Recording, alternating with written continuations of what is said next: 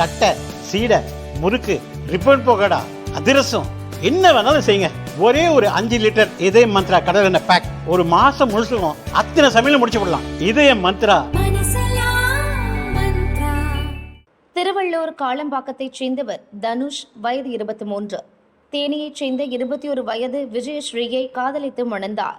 இருவரும் வெவ்வேறு சமூகத்தைச் சேர்ந்தவர்கள். விஜயஸ்ரீயின் பெற்றோர் திருமணத்திற்கு எதிர்ப்பு தெரிவித்தனர். விஜயஸ்ரீயின் தந்தை வனராஜ் சென்னை பூந்தமல்லியைச் சேர்ந்த புரட்சி பாரதம் கட்சி தலைவரும் கேவிக்குப்பம் தொகுதி எம்எல்ஏவுமான ஜெகன்மூர்த்தியின் உதவியை நாடியதாக கூறப்படுகிறது. அவரது ஆலோசனையின்படி கூடுதல் டிஜிபி ஒருவரின் காரில் தனுஷ் தம்பியான 17 வயது சிறுவன் கடத்தப்பட்டு மீண்டும் வீட்டின் அருகே விடப்பட்டுள்ளார். இது தொடர்பாக தனுஷ் பெற்றோரின் புகாரில் ஜெகன்மூர்த்தியை கைது செய்ய போலீசார் முடிவு செய்தனர். நேற்று முன்தினம் அவரது வீட்டிற்கு சென்றபோது புரட்சி பாரதம் கட்சியினர் போலீசாருடன் வாக்குவாதத்தில் ஈடுபட்டு மறியல் செய்தனர். சட்டவிரோதமாக கூடியது, போராட்டத்தில் ஈடுபட்டது உட்பட பல பிரிவுகளில் 33 பேர் மீது வெள்ளவேடு போலீசார் வழக்கு பதிந்தனர். திடீரென அச்சிறுவனின் தாய் எம்எல்ஏ ஜெகன்மூர்த்திக்கு ஆதரவாக வீடியோ வெளியிட்டார். இதுக்கும் அவருக்கும் சம்பந்தம் இல்லை என வீடியோவில் பேசியிருந்தார்.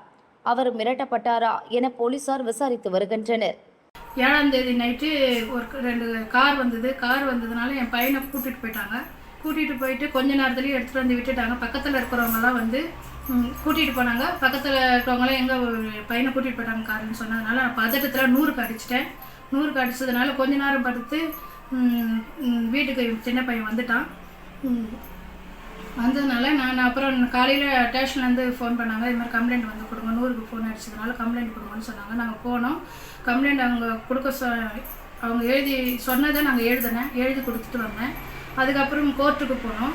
திருத்தணி கோர்ட்டுக்கு போயிட்டு நான் கேஸ் வாபஸ் வாங்கிக்கிறேன், நாங்கள் பொண்ணு வீட்டாருக்கு நாங்களும் சமாதானமாக பேசிட்டோம், அதனால் நாங்கள் வந்து வாபஸ் வாங்கிட்டேன். வாங்கின பிறகு இதுக்கும் ஜெகன்மூர்த்தியாருக்கும் எந்த சம்மந்தமும் இல்லை. அவர் எங்ககிட்ட நேரடியாக பேசவும் இல்லை, நாங்களும் பேசல அவர்கிட்ட. இதுதான் உண்மை. இந்த சூழலில் தலைமறைவாக உள்ள ஜெகன்மூர்த்தி முன்ஜாமீன் கோரி சென்னை ஹைகோர்ட்டில் மனு செய்தார்.